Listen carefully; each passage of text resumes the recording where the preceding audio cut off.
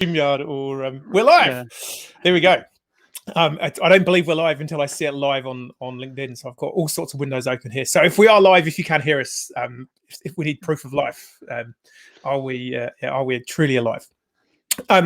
So welcome back to what is theoretically episode 2 of what I am work in progress calling PFP TV, Purposeful Performance TV. And today I've got amazing human, brilliantly, fantastically educated, funny, humorous, and just all round, as we would say in New Zealand, good bugger, Carl Davidson. Hey Tim, So what am I supposed to do with an introduction like that, mate? I don't know. Well, Right. I was pondering on introducing you and things that people need to know about you. And the one thing that did spring to mind was the fact that we spend a decent amount of time catching up regularly for a cup of tea and a coffee at an establishment that we won't name, but I am hoping to get some sponsorship for PFP TV. So if you'd like to have yourself named, let me know. And the really interesting thing about you is you typically buy 2 meals when we meet. You buy some granola or some muesli and some bacon. And you give one to the dog, which is the bacon. Thanks. Yeah, I figured people need to know that. Yeah, that's entirely true. Yeah. Anyway, we won't go there. So purposeful PFP TV, like what's the point behind this? So what I'm wanting to do is highlight purpose as a thing, because I think it's the missing ingredient in a lot of the world. And like I say, other than the fact that Carl is just a really smart, I think you probably are the cleverest guy I know. I'm pretty. Is that what was it? Is it Jim Bolger? Something about reducing the IQ, both nations. I don't know. Does that say more about me or you? Man, stop it. Yeah. And we do have some pretty cool conversations around like the state of the world and why humanity's where it's at and what's really going on. And you have a background as a psychologist. We trained in psychology and you've lectured psychology and research first, which the more I ponder on your name, like research first, like get the data first and then work out what to do. I just thought, well, I want to have a chat with you live on LinkedIn. So here we are. So yeah, no, it's great. And look, one of the things we talked about a lot, right, is about the role of work in a purpose-filled life. And I guess the overlap is we do a lot of work around productivity, and there's a beautiful link between workplace performance and well-being. And I keep thinking about this, you're going to spend 90,000 hours of your life at work. That's like I don't know, 30 you're going to spend at work. So you better damn well be sure you've got a job that has meaning, right? Meaning for you. And so we've talked a lot about what's happening in the world of work and why are so many jobs meaningless, right? And what does that do for well-being for everybody? 100%. And I guess a lot of that stemmed from David Graeber and his work, seminal work, you could argue, on, are we allowed to say the word? I don't know. Do we have to call it BS jobs? Maybe for episode 2. No, we can say the word. We can say bullshit. Okay. Bullshit jobs. And yeah, well, I'm pretty sure you introduced me to his work and I was just like, okay, this just makes a whole lot of sense. And then there are some really frighteningly good, they're frighteningly good in how bad they are statistics that I rely on. I talk about a lot in my kind of work and workshops and presentations. It was a YouGov survey from the British government that found about 43% of British employees felt that their job provides them with no meaning. And in fact, they considered their job was making the world a worse place. And then there was which I just think is, I don't know, it's just like, it's so beautiful in its insanity that, well, so let's back up a bit. Yeah, so let's back up a bit. Let's acknowledge that David Graeber is well missed. He died a couple of years ago, and we need more people like him. And I'm sorry if it offends anybody watching, but it's really important that we do focus on the notion of bullshit jobs, because Graeber was really clear that he's not talking about old-fashioned shit jobs. So he doesn't mean jobs that tire you out and make you dirty and can hurt you. He's talking about jobs that just basically have no meaning. Right. And he has a whole category of them. I love it. Does your job exist to cover up somebody else's mistakes or fix up their mistakes? Does it exist to make them look good? So the duct tapers, does it, do you exist to the funkies is great, right? Make somebody else look good. What about kind of the goons? Your job is to enforce somebody else to do something. And he's like, half the jobs into this category, what have we done to the world of work? Mm. And I think what was great was, again, it's great in how terrible it is that a lot of the people were self-identifying and even contacting him and saying, I have a bullshit job. Absolutely. Yeah. I've built my life around it and I don't know what to do. And what's hilarious is, like, he's a professor of anthropology, right? And so he writes the book kind of with a tongue in his cheek, knowing full well that he can hardly be the one throwing stones, right? Greenhouses and stones. But because he jumps on corporate lawyers as one of his favorites, right? About, do you really think you're actually adding some value? Hey, but there's a more serious point. Yeah. You go. I was going to say, clearly, David Graeber's views about corporate lawyers are no way, categorized or we don't totally agree. We don't want to be sued by corporate lawyers who like their jobs. No, absolutely not. And we're citing his work, right? I mean, yes. But I think there's a bigger point in Graeber's argument, though. So Graeber's argument, essentially, half the jobs in the modern economy are meaningless and going to destroy your mental health. But he also talks about kind of the creeping bullshitization of every other job as well, so that might be meaningful and have some purpose.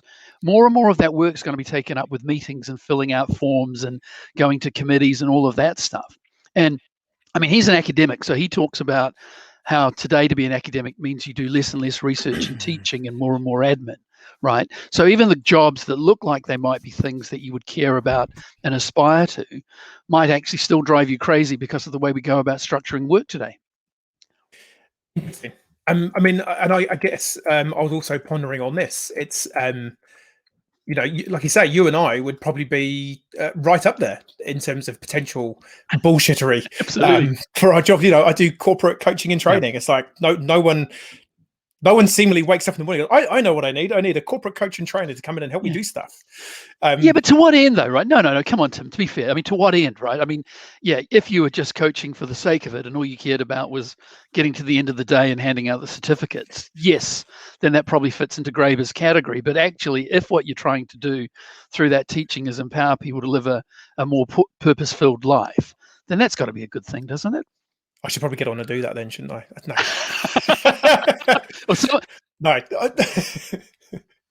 Somebody should. Yeah, we're in the insights game. We're in the market research game. And yes, you can make endless jokes about that. But if you think about it actually being about gathering evidence so that you can improve something, so the world can change as a result of that, be that in a consumer market or in a policy setting, well, then that's not bad either. Totally. And I think we're changing the world one research project at a time. Well, I mean, you are, because I know you've worked on some pretty cool research projects over your time. But I think you're right, and you touched on a really cool point there. Is almost any job that there's kind of like the divergent point of it goes to bullshittery, or actually we can make some meaning out of this. And absolutely, this was a big part for me. I used to sell medical devices, and there's potentially a lot of meaning in that. Like, my job was to stand in the operating theatre. There's probably hopefully none of the orthopedic surgeons are on LinkedIn Live at lunchtime. You should be operating, but there's probably some colleagues of mine who are still medical reps, and there's a genuine level of meaning in knowing that you're standing in the corner of an operating theatre helping a surgery go to the best of its ability. Absolutely. But there was, I guess for me, the bullshittery was in some of the interesting activities on a broader scale of some of the organizations and people involved in terms of how the company was ran, which led to me have a little bit of a meaning crisis. But pretty much any job. I mean, and this is where I start when I'm talking with people, particularly, with individuals who are seeking more purpose, and or organizations that are like, hey, there's this B Corp thing, we kind of want to be less bad, big evil bastards Inc., as I lovingly refer to the wider corporate, it's all about the money. We want to start connecting to do more good. Well, the good is there already. It's just that you're not recognizing it. And absolutely. That's half the battle, is just recognize that you can. What's the quote? It's a really good narrow is the path to lightness, but broad is the path to darkness. Paraphrasing it really badly, but it's like there's always a glimmer of light to do more good and find more meaning. But it's just there are kind of broader forces that maybe stop you from doing that. So stick a psychological perspective on that, right? So that's the whole notion of reframing. So rather than thinking about how do we reduce all the bad parts in our day-to-day job, how can we amplify the positive? So a good example about that is if you went and saw a psychologist and you had just kind of generalized anxiety, focusing on reducing that anxiety, what your psychologist would probably do is help you nurture and cultivate joy in your life. The idea being that if you nurture enough joy, it will crowd out that anxiety, right? Well, same with purpose. If we can actually, rather than think about how do I cut down the amount of meetings and forms I've got to fill out, if I can amplify the piece that I do that really makes a difference, through that question we've talked about, which is, what are the best day of your job you've ever had look like, right? And why isn't every day like that? Let's focus on what was really good about that, and that's your path. Yeah. Sort of more broadly though, what do you think is stopping people finding or connecting to this idea of meaning or purpose? Because like I said, when I run workshops and sessions on purpose, and about halfway through, I'll typically ask people, so we're half an hour in, or 45 minutes into a 90-minute session. The reason why you're finding some of these questions hard is because this is probably the first time you've spent 45 minutes thinking of purpose in your life. And most people go, yeah, you're right. Actually, I've not thought of that. So busyness seems to be one thing, but what else do you see is kind of stopping people finding more meaning at work? So, but we'll back up a bit. I mean, if you think about what do we actually know about well-being, so even if you take a kind of an instrumental lens to purpose, so how will purpose improve your life, right? So that's a pretty simple way to have a purpose conversation. You think about the determinants of well-being, and we know what they are. You need to stay curious, you need to stay active, you need to stay connected, and you need to find something that you can actually believe in. So purpose is actually a fundamental part of you building a rewarding and a meaningful life. You've got to have something you believe in. You've got to have a mission that you're working towards. And that can be in your private life, it can be in your community, it can be in your church, it can be in your sports group, it can be at work, whatever it is, right? You've got to have something that's big and believe in. So then you think about, well, how do we do that at work? And one of the ways we can do that at work is we can think about what's actually the mission of the company, right? So what is the company really trying to do? So this story's not true. It's entirely apocryphal, but it's the one that everybody tells, right? When JFK is going to Cape Canaveral and the janitor's there, and he asks the janitor, what are you doing? And the janitor says, I'm putting a man on the moon, sir. I'm putting a man on the moon, sir. Right, exactly. And I really like that. If your company exists to do something wonderful, that organization, you're supporting that greater purpose. And so you can own some of that purpose in terms of your own identity and your own kind of metaphysics. So where have we lost sight of this? Because the data, I mean, I know we've had the conversation around this in terms of there's the Gallup poll, which is the annual global poll, which I mean, what are the latest numbers were sort of about 60 to 70% disengagement at work. Yeah. And they're always like that. And the numbers are always like that. In fact, it's better than that. I think 17 to 20% of people actually actively hate their jobs. And there's a bunch who just turn up to get the paycheck, right? Yeah, and steal the pens. That's how I always frame it. Disengagement group. Yeah. Which is hilarious, right? So, Well, it's interesting. I mean, clearly at some level, it's a product of industrialization and the way that we've gone about creating work. So one of the things we talk about through a productivity and a well-being lens is if you think about just something that is so obvious nobody even talks about. In the world we live in today, the world of work, we make an assumption that any hour of any day you're at work is like any other hour of any other day. So if you work for 40 hours a week, the idea is I can just put a meeting in any of those hours, Tim, and that's the logic of a machine. That isn't the logic of a human being who's going to have circadian rhythms, is going to be better at some times than others, is going to have some overhang from stuff that's happened in their personal life or even in a meeting they've been in, might be operating under stress.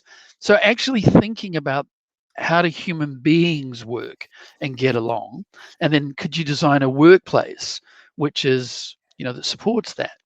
I mean, it's hilarious to the extent to which modern workplaces and the rhythm of modern work kind of everything psychology knows about how people perform and get along. I do often ponder that if you wanted to create a way of living and being that was almost guaranteed to create negative mental health outputs, you'd be hard pressed to create something better than what we currently have in terms of the pressures that we put on ourselves as a collectively as a society in terms of aspirations that we adhere, we're chasing, and how just how we're running the show. It's like it just seems, and again, I think for me a big part of the mental health piece, which isn't really touched on, I don't think enough, is that lack of meaning and purpose. If you can do the other interventions, go and go and talk to a friend, go and get outside, be active, but if all you're doing is putting a band-aid on the broken leg of, I hate my job, and I actually see how we're contributing to massive systemic challenges every day that I go to work that I actually am diametrically opposed to, but I have to pay the bills. Yeah. So, I mean, that's the point, isn't it? I mean, the issue you haven't raised, which is the really controversial one, is so what's the role of capitalism in all? Ooh. Did he just this, right? Did he just drop the C word? Sociologists call it. Yeah, I'm sorry, right?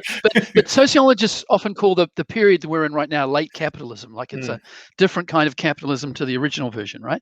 And so what that means is we're all saturated in a world of advertising and marketing, for instance, which is giving us messages all day, every day about what a meaningful life looks like and what happiness looks like. And we've made this joke, right? The idea that if you could just have a bigger house or a newer car or a stainless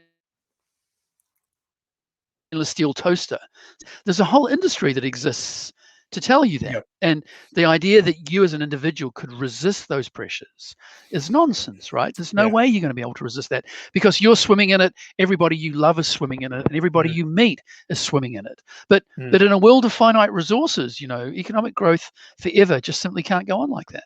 Yeah. And that's because I mean because it all comes down to the guy Edward Bernays, and not many people, not a lot of people know this. He was the cousin of Sigmund Freud, and he took all the work that the psychoanalytical psychologists were creating in the sort of the early 10s and 1920s, and basically went to the consumer world and said, hey, I can make people buy stuff they don't need. Watch this. Well, two things, right? Well, three things. First of all, he was Sigmund Freud's nephew. Nephew. Nephew, right? So that's the first thing. Two, he taught America how to eat bacon for breakfast. So every time you eat eggs Benny in the morning. And secondly, he was the one that got women smoking. He set up the campaign as Torches of Liberty. It's genius. Genius. It's genius. How do we get more people smoking? And that's I did because I did a lot of research on this when I was sort of trying to work out what's missing, like why did I go down this wrong path?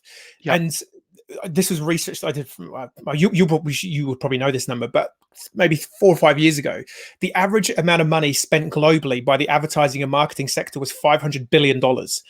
And you do not have $500 billion of anti-jamming software in your head to stop all that stuff coming in.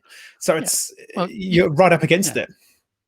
Well, you can't, right? And if you zoom that down to an idea that everybody can understand, your smartphone is designed to distract you. That's how its business model works. So the brightest people in Silicon Valley right now are working out how can they get you and keep your attention and get you to click away from what you're doing. So if you think about, some people break out in a cold sweat if you say to them, just turn your smartphone off at the end of the day, or try going for a weekend without your smartphone, because there's this fear that we're going to miss out on something urgent and essential, right? And again, that's part of the narrative. So you've got to always next opportunity. So in terms of this sort of late capitalism,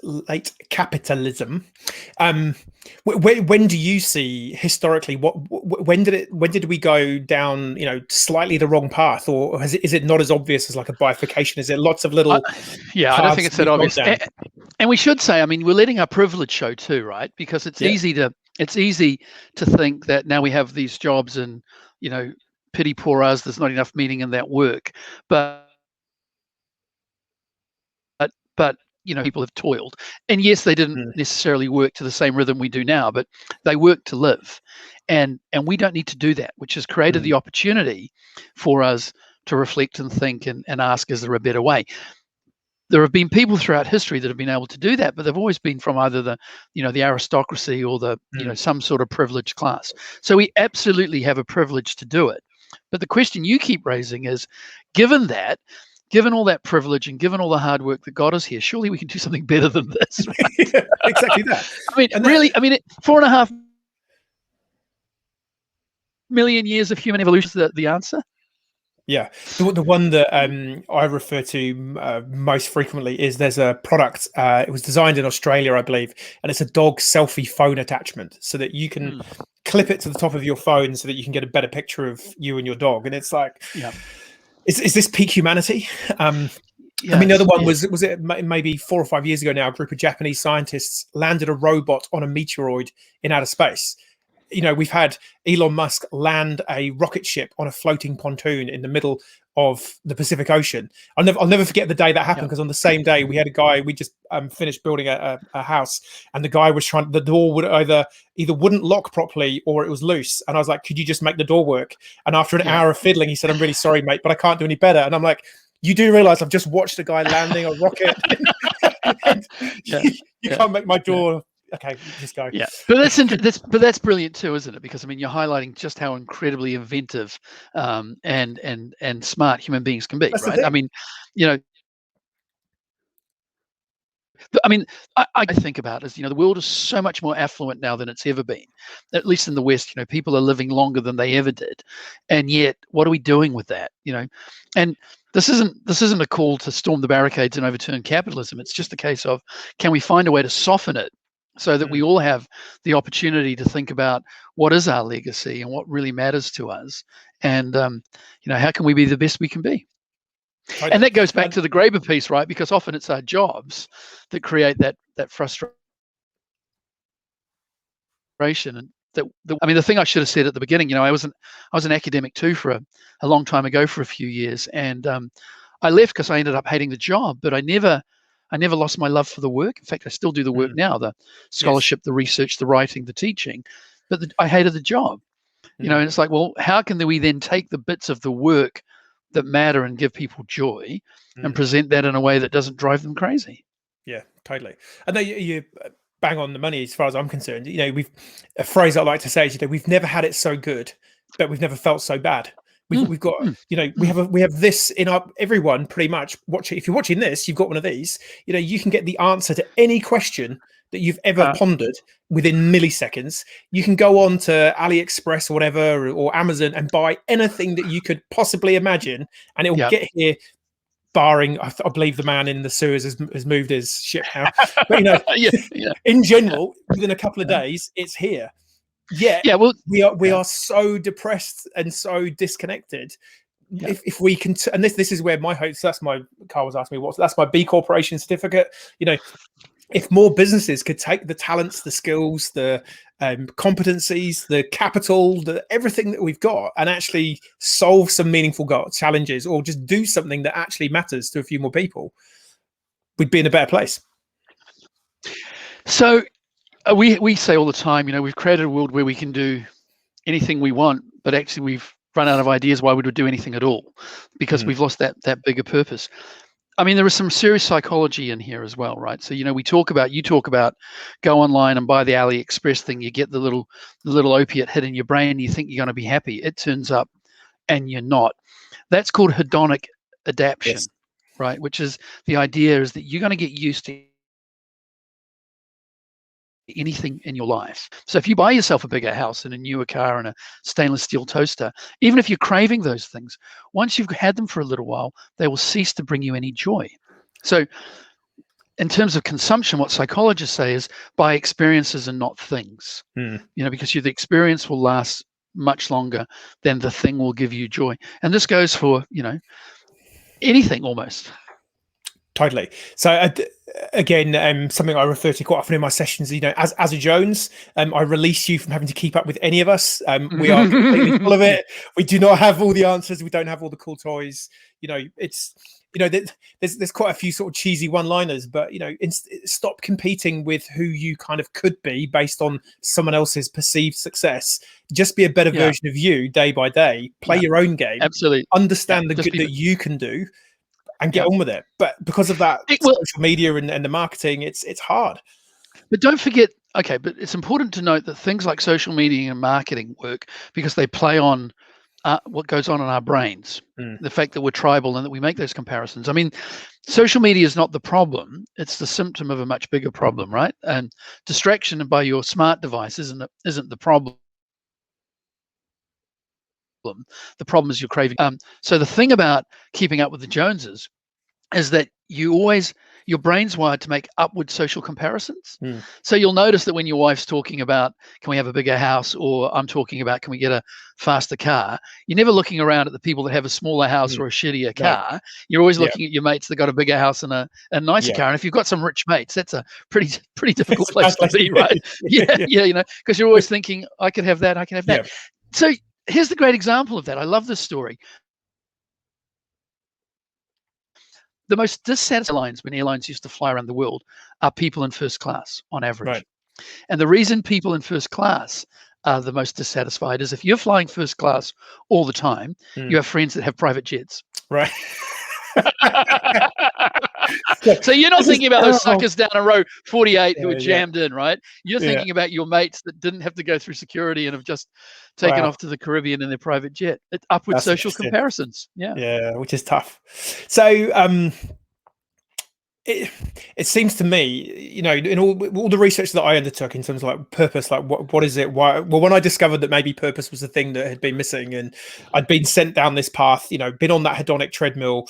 A big thing for me, maybe we'll touch on this in a minute, is what I call that tribalization. So, between 0 and 7, you basically are created as you as in your belief systems and where that takes you.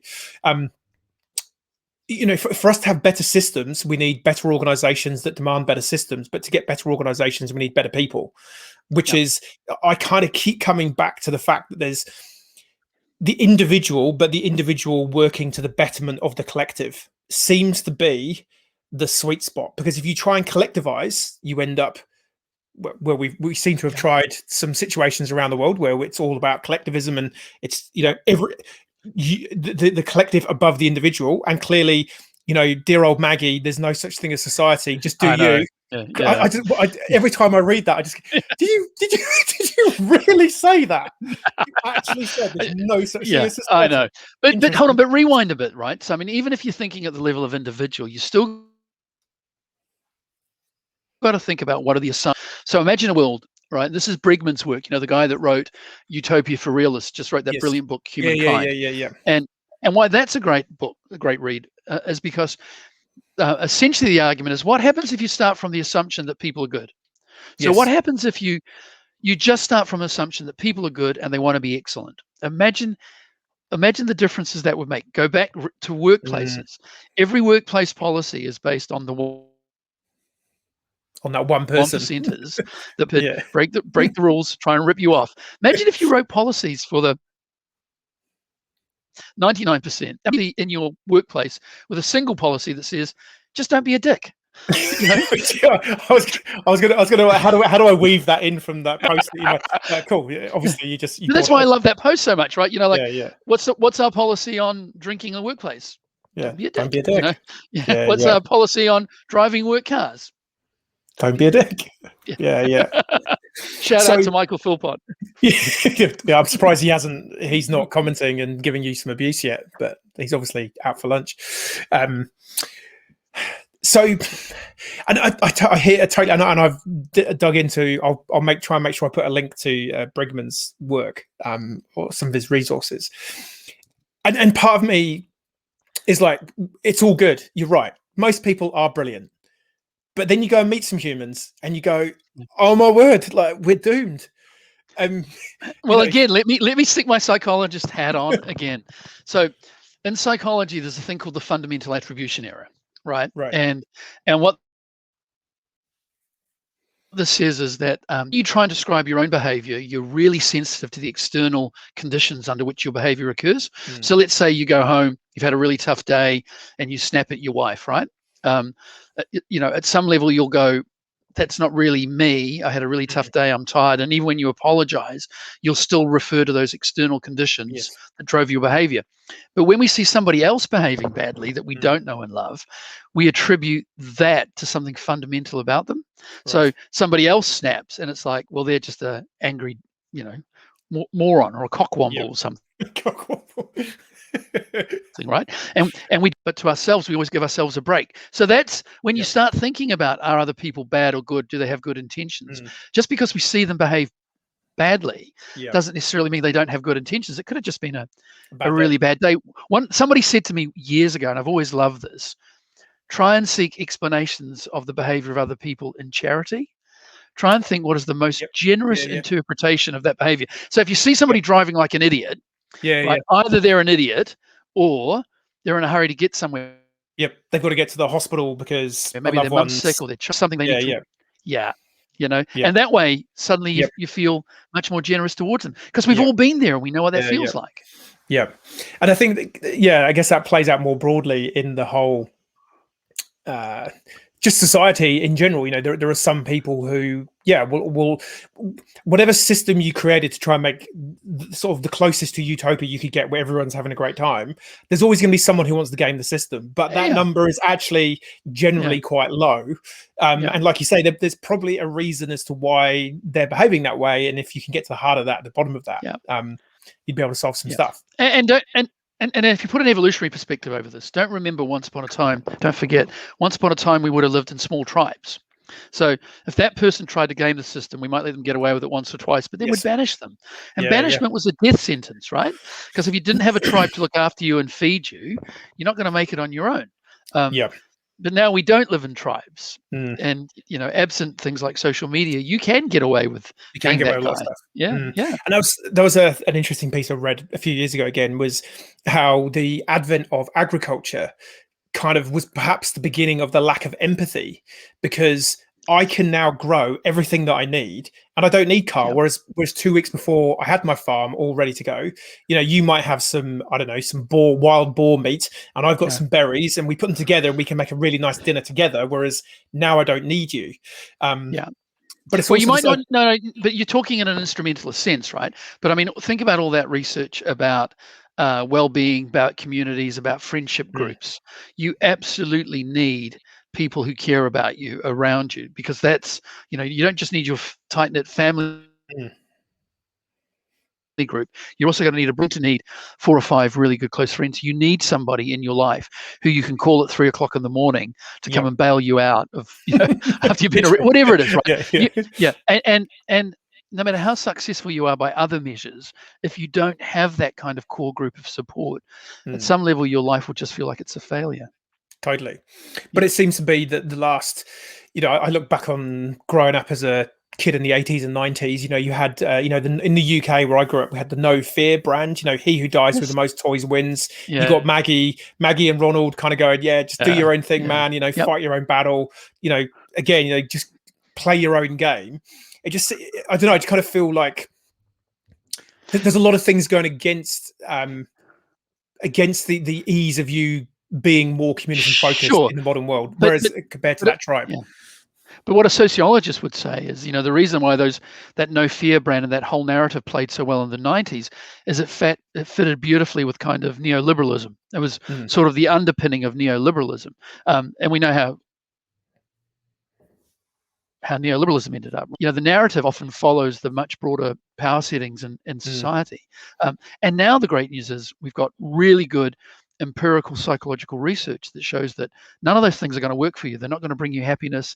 They're going to, they're not going to contribute to your well-being. They're actually going to contribute to your, to you becoming sick, all of those other things, which is why I said at the beginning, you can take an incredibly selfish view about being altruistic, right? You can take the view that being altruistic and that will be the best thing you can do for you.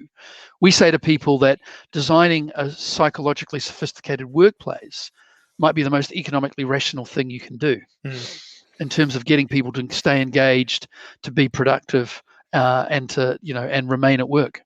Well, that is exactly the same when I sort of talk about purpose. Like if you truly connect to your purpose, you are contributing to the highest level of good that you can, to the sort of the broadest level that you can, and by doing that you get the deepest sense of contentment. So it's actually like a very deep act of selfishness, but you're also providing good as an outcome. So why wouldn't you do it?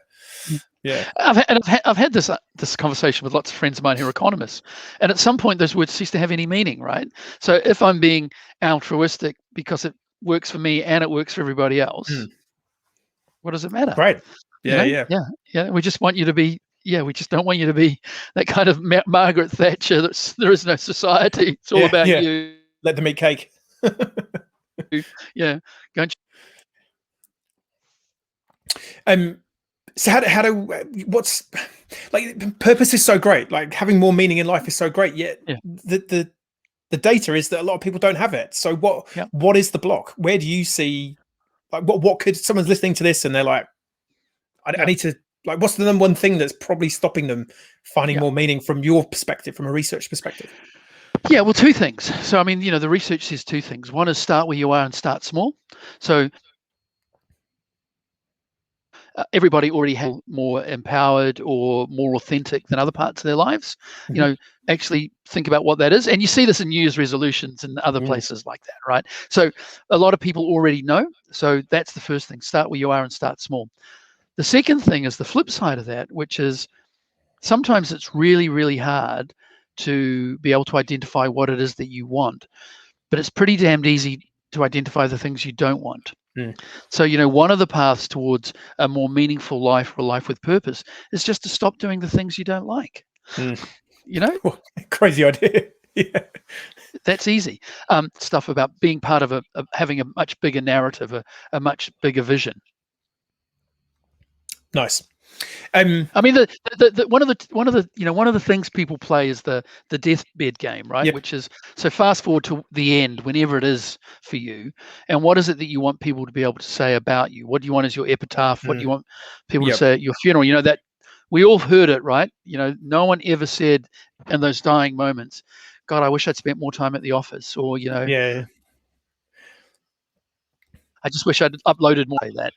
Think about you introduced me to this, the top 5 regrets of the dying. Yep.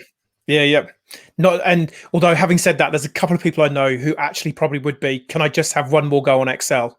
But they are deeply, deeply bad people. So I think Michelle Sharp actually might be one of those people though. So she does quite like Excel. Yeah, right. Scarily much. Shout out to Michelle. That's hilarious. Yeah. But yeah, and this is the thing. I don't know. Like for me, it just when I did all my research on purpose and what is it and why don't we have it?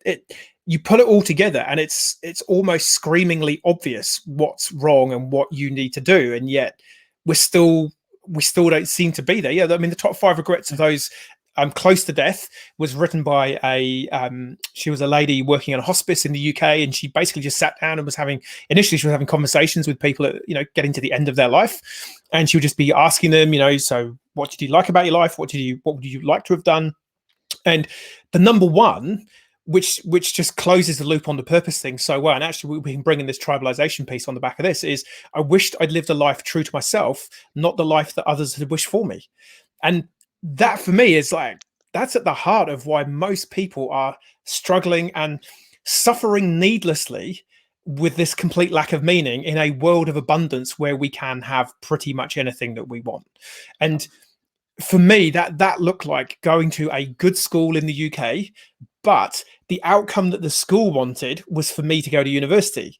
We talk about framing. Their framing wasn't, would you like to go to university or would you like to leave and start a business? It was, which universities are you applying for, Timothy? Oh, okay. Well, I guess I'm going to university then, because as a 16, 18-year-old boy, you have no facility to make a decision. And so I was kind of sent on this path. And for me, it was the earthquakes followed by birth of child. Clearly not much work for me done on that. Thank you to my wife for the heavy lifting. That was like the what I guess would be called a subconscious awakening that I had to kind of go, what are you doing? And I think it's not uncommon that for guys, that sort of 35 to 40 age group, that's where I get a lot of people coming to me saying, I had a conversation with a couple of guys last week. They're like, I just don't know what I'm doing. Like, it's just all hit me in the face and I don't know. Yeah. So there's a phenomenon in psychology called temporal landmarks.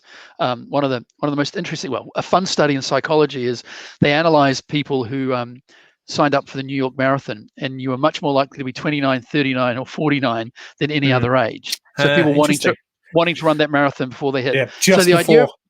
idea, so the idea of a temporal landmark's really good, right? Like, by the time you're 30 or 40, where do you want to be and who do you want to be and how you're going to get there. To my think part, it might seem like it's just too big. Like, like I've got to go from this life where I don't seem to have much agency because I've got a wife and kids and I'm working, my wife's working, and we've got bills to pay and we've got kids in school, and I'm running frantically to stand still, to this kind of nirvana idea of a life of purpose, right? And so I think the question is not how do we get to there, but how do we introduce some purpose into that everyday life. And I like to think it's a cascade, right? Once you start making a purposeful choice, you'll be able to make it. Totally. No, 100%. And that would be exactly my advice to anyone, is find some meaning where you are right now, because there will be meaning. If you were still working in university, it's like, well, it is meaningful what you're doing. It's just there are other things around it that are not so meaningful. And like you say, it's like, okay, cool. Now I've recognized it's not. And it's interesting. Shout out to Holly Woods, a colleague of mine in the Global Purpose Leadership group. She calls it the golden thread. And it's kind of, you doing research and writing and teaching is obviously a core component of who you are at the deepest level of Carl Davidson.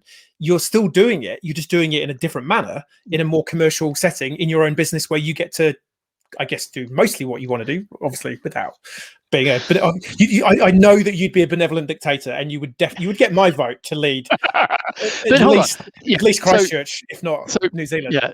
So, well, a key issue here is that the question of absorption, right? So there's just been a really good global study. Hilariously, they end up just exactly where the Buddhists left off, which is you need to find those moments in your life where you are fully inhabiting a moment. They call it absorption rather than mindfulness or whatever, right? But that's a great way for you to start identifying where in your life are you, so for me, it's writing, amongst other things, but often I'll sit down, I'll start writing, and 2 hours will go by and I'll feel like I'm, the writing's happening through me rather than happening forcefully. It doesn't always happen like that, but at its best, that's what I'm right where I need to be, and I'm connected into the flow of the universe. And that all sounds way too hippie, but it can be anything, right? You're bang on. Yeah. So thinking about where are you absorbed, so we say to people, look for those moments when you're fully absorbed, and also trust your irritation. So where you're getting irritated, pay attention to that irritation, because it's telling you something important. Yep, 100%. So I guess two parts for me on that one. So the flow or that absorption, I think that the reason why that is so important is because when you are in a state of flow, you lose track of time. And when you have lost track of time, building on your hippie, you started it. You are literally having a transcendental experience. You are outside of your lived bodily experience. So states of flow. So I typically advise people there's 3 ways to connect to purpose in your life. It's serve, flow, grow. So old mate Gandhi had it right. The best way to find yourself is in the service of others. So be clear on how you are serving another human, whether it's in business or go and volunteer at a charity, go and serve another human. States of flow are critical, because if you're having a transcendental experience, you are outside of yourself. You are therefore doing something that is bigger than you. So if you can serve someone else by using your states of flow, you're in a really good place. And then you need to grow, because as you start doing, as you said, you start doing some good, you want to do more good, and you want to do more good more regularly. And so you have to grow. And this is what becomes then the true transcendence. And this is why it's interesting, at the basis of every religious belief system is the idea of a death and a rebirth, is that you have to kill yourself off and become a new, better version of you so that you can go and do more good. Hence, grow good. Yeah, no, I love it. And look, and I know you did the research, but that aligns perfectly with what we're seeing in the psychological world, right? That serve, flow, and grow. It's a perfect summary. That should be your next corporate T-shirt. I'm a medium. I'm a medium. No, I think it's great. And the serve one's really good too, because again, that's great advice for people that have time on their hands. And like how do you actually find as you go and help other people. And again, that can be the most selfish thing you're ever going to do. Go and volunteer. and do it Totally. and do it because it will fill a hole in your life. Yeah. And at the same time, then you'll do some good in the world, and Yeah. it will inspire you to want to do more good. There was but it's also the thing that irritates you. That's the other piece of advice. I'm just going to try and find this because it was a genius. I want to read it because it was genius. Right. The other part, and this is the part, there's a lot of what I call purpose light out there in the world. It's like, it's unicorns and rainbows. Follow your passion. What are you good at? Just do that, and away you go. And that is definitely a part of it, but it's not the full story. And let me just find this. I've got to find this because it was, come on. You keep looking. I mean, so I think that purpose light, where it's informed by psychology, has been quite a good gateway drug. Yep. So there's a lot of rubbish around, but there's actually a whole lot of life hacks that are informed by good psychological evidence, and they're often really good gateways into more important changes you can make. But once you can actually see the value of them, you can actually trust that they'll make a difference. That might make you hungry for a more significant. Yeah, but this is building on two parts of it. So in terms of where you could serve, what is it that you see in the world that makes you angry or frustrated? So the thing that winds you up, well, pause for a minute and just have a check. Hang on, am I actually contributing to that? Either wittingly, sins of omission, sins of commission. Yes, am I wittingly or unwittingly actually making that worse? But secondly, if you have skills and resources to use your flow and grow to serve solving that problem. But this is the other thing. I'm going to read this out. So think of someone or something you hate. Now write down everything you despise about them in a long list. All the things about them that enrage you, that make you cry out at the injustice, the venality, the idiocy and cruelty of that personal thing. Now take that list and write your own name at the top of it. Say hello to your shadow. Are we going to talk about Jung now? I mean, I'm surprised we haven't dropped Nietzsche. I'm surprised we haven't dropped Nietzsche. We'll get there. We'll get there in a minute. Well, the two things, it's like, this seems to be at the heart of it. Like I say, the path to righteousness. I think I can't remember, it's a song. It's a high energy dance song that has this quote in it. It's like the path to righteousness or the path to illumination is narrow. The path to distraction is wide. And there was another quote I heard on this the other day. It's summarizing the same thing. It's like true illumination in a Jungian sense has to be, you go into your shadow, you find all those bits of you. This is all that tribalized. Why am I who I am? Who and what has made me who I am? Burn off the bits of me that I don't like, that don't serve me anymore. How do I now become who I could be? And that really is the ultimate purpose question, is who could I be? But it's hard. And I think it was a 2017 University of Virginia study. Sorry, 2017 University of Virginia study. They got a whole lot of students to go into a room one by one. And they said, right, what we want you to do is spend 10 minutes alone with nothing but your own thoughts. I love the study. If you can't do that, self-administer an electric shock and we'll let you out. 70% plus, or it might be 80% self-administer the electric shock. That's why I think it's hard to find purpose. Well, and most of those were men, right? Like, so men were much more likely than women to do that. So there's a gender component in there. Hey, earlier, which is the thing that I think a lot of people overlook on this journey, is that it's okay to ask for help.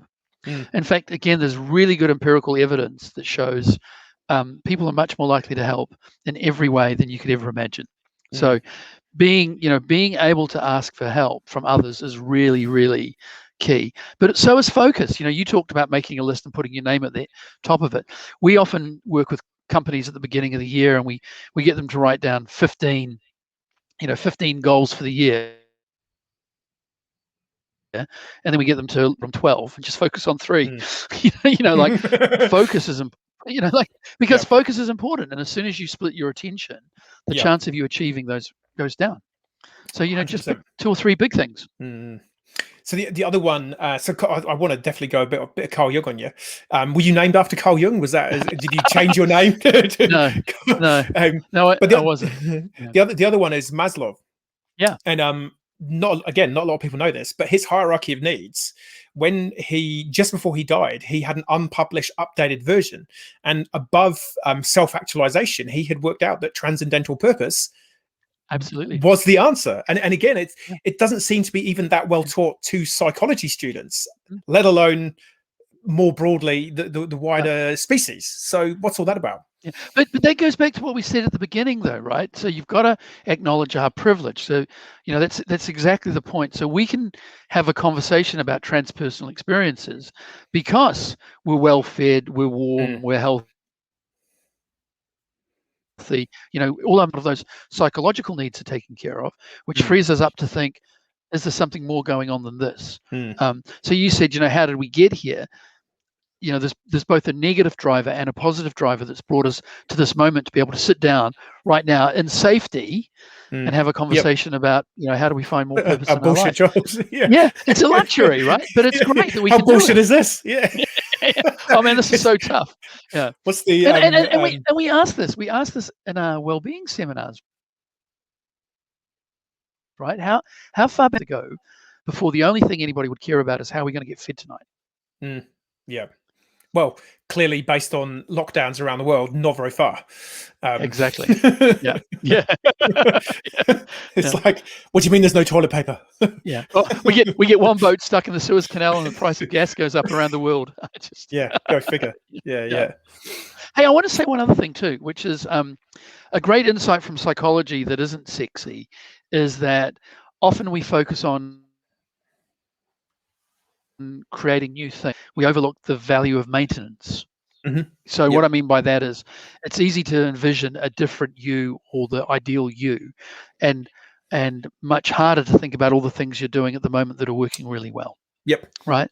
And being really happy about that, owning that. And I guess it's sort of that negativity bias as well. You're more likely to remember the bad stuff that happened during your day and how awful and despicable you are as a human, and all the things you haven't done today that you should have done. And rather than going, actually, I did do something meaningful today. We are. You're doing two. Well, you're adding two things there. So that negativity bias and that tendency to catastrophize. So not only are we much more likely to remember the negative, we are much more likely to pile negative upon negative, and suddenly we're a worthless person. Our life is empty and meaningless, rather than I just had a really bad day, got a few things wrong. But and then just as you're thinking that, the Facebook ad pops up saying, "Buy this, and all your troubles will go away." So going easy on yourself, treating yourself with the same kind of respect you love is really important. Again, this sounds like it comes out of the world of hippiness 101, and giving yourself some slack. Totally. And I think that's we're all. I was talking to someone last night, someone who I've just about to start doing some work with, and we had a phone call after work hours, and we were talking about parenting and partners and stuff, and it's there's no manual. You're just thrown into the world, and have a kid, go and get a job, and good luck. It is quite insane, really, when you sort of think the responsibility that we're all shouldered with. It's like Homo sapiens have been around for at least 250,000 years. We've been having kids that long, right? So mostly we're doing okay. I mean, if your idea of success is I need this kid to get into the best primary school, if that's what you're measuring your success on, you're probably in for a bad time. But that's okay. You just pay that guy some money, don't you? And it's all good. Is that's well, the point that my wife and I keep making is we're not raising children, we're raising adults. Yes. Nice. How would this little human become a big human? Now we're running out of time. Sorry, I just want to the thing I want to say that I know we're running out of time now, but to recognize that not making a choice is still making a choice. So psychologists talk about this a lot. So people often drift because they think they're waiting for a moment to make it like an active choice. I mean, like an active commission. Yes. But actually, as you talked about with lying, not making a choice. The act of omission is itself a choice. A choice.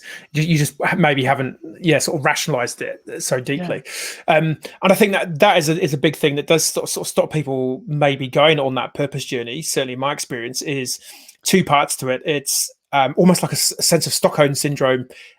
My life's maybe lacking in meaning, but what if it was worse? If I change this.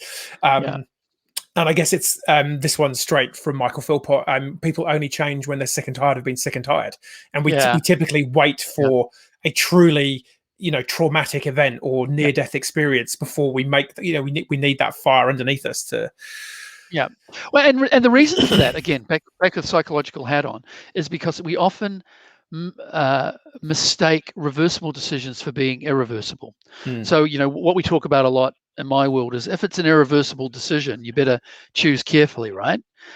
But if it's a reversible decision, you might as well just experiment, move fast, and break things. That goes for the workplace, and it goes for your personality. Yeah, because you can just reverse it. Totally. And what is it? We typically regret the things that we didn't do rather than the things that we did do that didn't work out. So, absolutely. Yeah. There we go. So, if maybe you can change the research first tagline to just do it. I'm sure that hasn't been taken. Yeah. Awesome. Hey, well, you have to go. Thank you so much for agreeing to be part of my little psychological experiment as much as anything. If people want to get hold of you, how do they do that? I've got your research first banner. Yeah, I'm on LinkedIn. I'm all over the place. Nice. Thoroughly recommend. If you are looking for some research, Carl is your man. And I should also say, before we finish off, those are genuine books behind you. And on a Zoom call earlier on today, someone said, "Oh, I love your background." And Carl's like, "No, those are all actually," and your room is just full of books. So he genuinely does know stuff. Yeah, this is my happy place. Hey, this was great fun, Tim. Thanks a lot. I really appreciate it. Awesome. All right, cheers. Cheers, mate. Catch you later. Hey, well, thank you for tuning in. If you tune in live, thank you so much. If you are watching this on a replay, either here or it might be on YouTube, this here being on LinkedIn, I also might try and put this one on my podcast. Thank you so much. This is number 2 in a series that I'm hopefully going to kick on with. So plan is to interview more people who know stuff about purpose. I'm going to really dig into some of the B Corporation community and get to speak to those people and see what purpose fuel performance in real life looks like. People really, really doing it. So thank you for tuning in. Let me know if you want me to interview anyone specifically, or if there's any big questions you'd like to have answered on this platform. But between now and next time, which might be next week, I don't know. See how we go. Thank you very much. Catch you soon. Ta-da. End broadcast.